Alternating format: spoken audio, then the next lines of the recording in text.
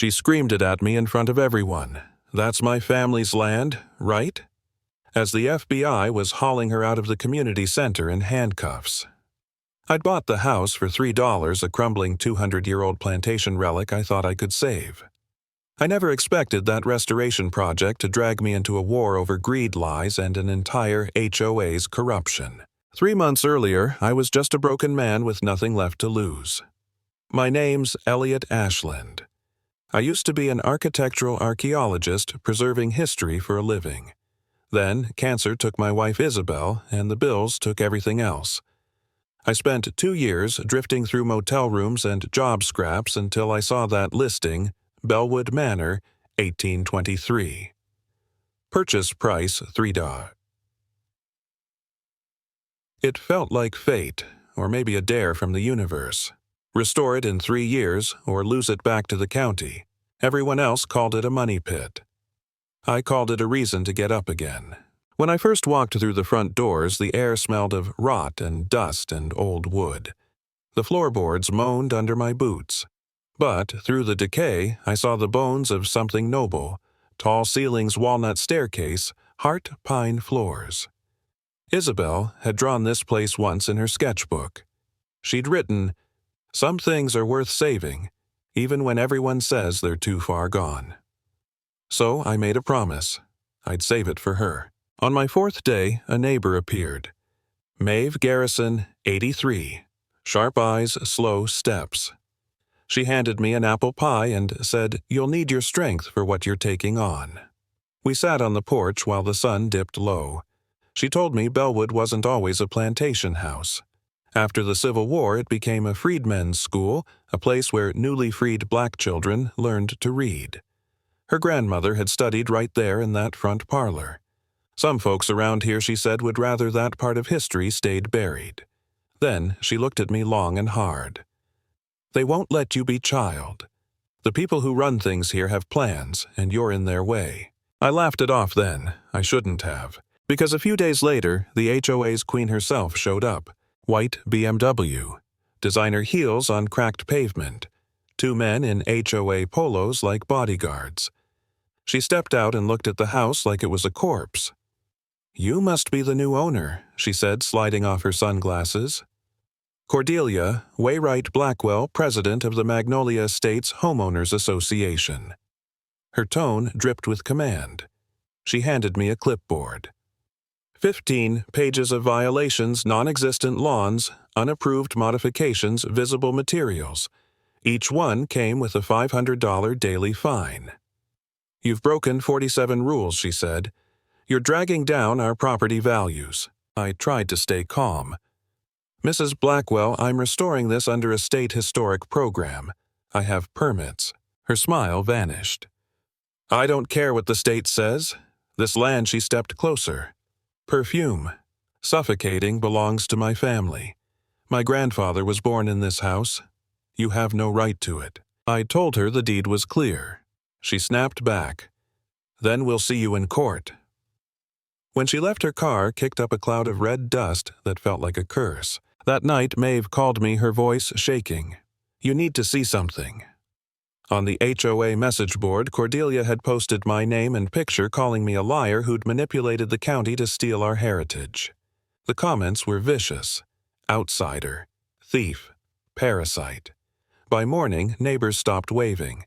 By evening, someone slashed my truck tires. The police shrugged it off as kids. A week later, I was served. Magnolia Estates, HOA versus Elliot Thorne Ashland.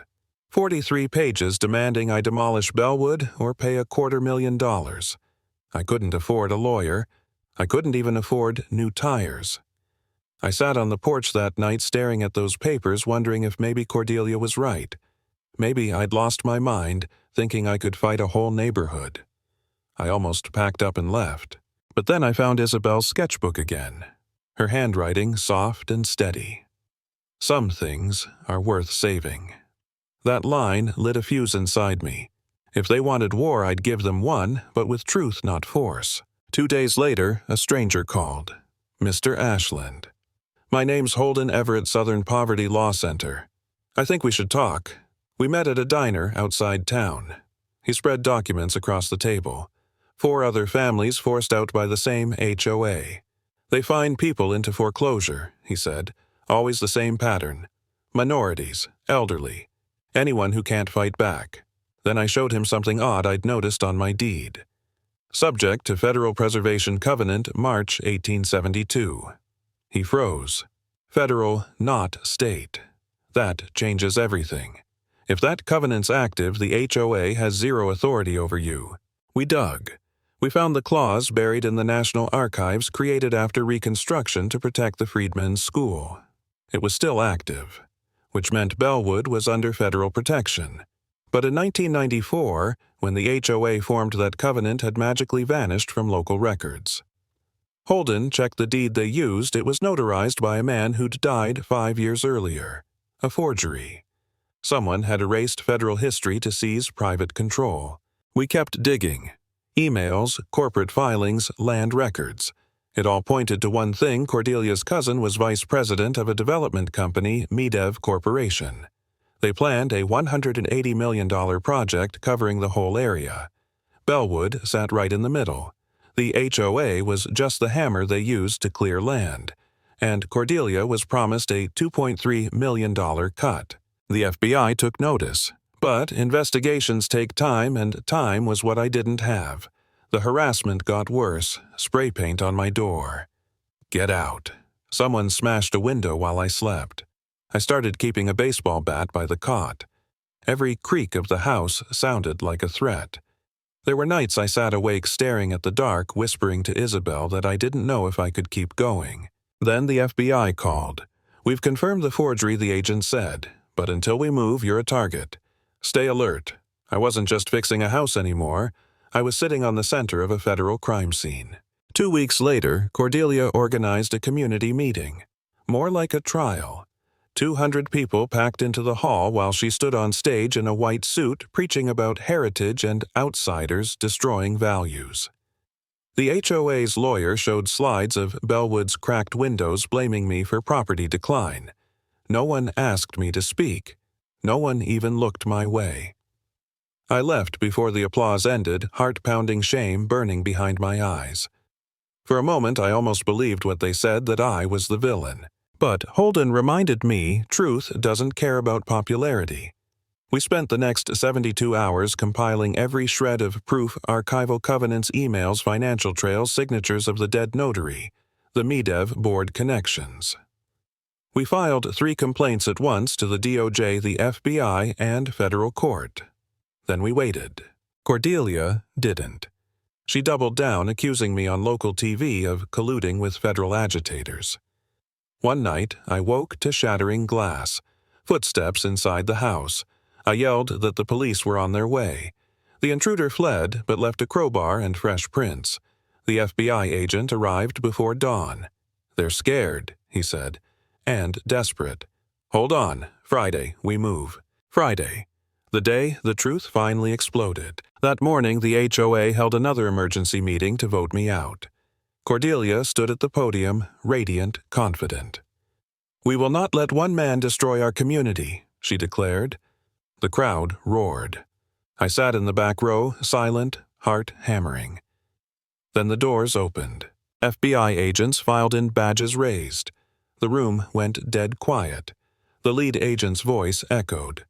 "Sorry to interrupt. We have business here that can't wait." He set up a projector. The first slide. Federal Preservation Covenant, 1872. "This covenant places Bellwood Manor under federal protection," he said. "It has never expired and overrides all HOA authority." Murmurs spread.